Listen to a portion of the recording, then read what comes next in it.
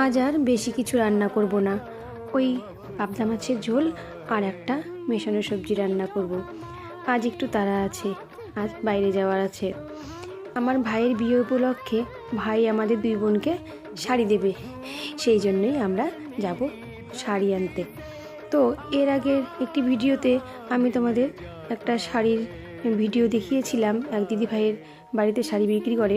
তো তোমরা সেই ভিডিওটা ভীষণ পছন্দ করেছো এবং তোমাদের ভালো লেগেছে, অনেকে কমেন্ট করেছো, এমনকি মেসেঞ্জারেও আমাকে অনেকে জিজ্ঞাসা করেছে যে দিদি ভাইয়ের বাড়ি কোথায় আর দিদি ভাইয়ের কন্ট্যাক্ট নাম্বারটি। তো আজকের এই ভিডিওর শেষে আমি কমেন্ট বক্সে তোমাদের দিদি ভাইয়ের নাম্বারটা দিয়ে দেবো, তোমরা চাইলে দিদি ভাইয়ের সাথে যোগাযোগ করে নিতে পারো। আসলে শাড়িগুলো ভীষণ ভালো, তোমাদের আশা করি খুবই ভালো লাগবে।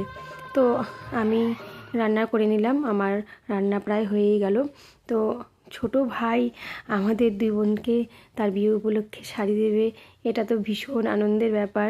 তো আমরা আর সময় নষ্ট করছি না, আমরা আজই যাচ্ছি শাড়ি কেনার জন্য। আসলে কোনো অনুষ্ঠান বিয়ে হলে এগুলোই তো আনন্দ, তাই না? বাজার করতে যাওয়া। যাই হোক, আমার তো এই বাজার করতে যাওয়া বিষয়টা ভীষণ ভালো লাগে। তো আমরা এই যে দোকানে চলে এসেছি শাড়ি নেওয়ার জন্য, আর শাড়িগুলো সব এত সুন্দর সুন্দর ছিল, মনে হচ্ছে কোনটা ছেড়ে কোনটা নেই, সবগুলোই ভীষণ সুন্দর। আমার তো সবগুলো ভীষণ পছন্দ হচ্ছে। তো যাই হোক, আমরা এখান থেকে 3টে শাড়ি নিয়ে নিয়েছি, আমার জন্য, দিদির জন্য আর আমাদের নতুন বউয়ের জন্য।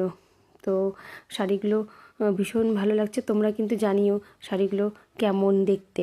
তো তোমরা সবাই ভালো থেকো, সুস্থ থেকো, সাবধানে থেকো। আমি আবার খুব তাড়াতাড়ি আসবো আমার জীবনের কোনো ছোট্ট গল্প নিয়ে। ততক্ষণের জন্য বিদায় নিচ্ছি, টাটা।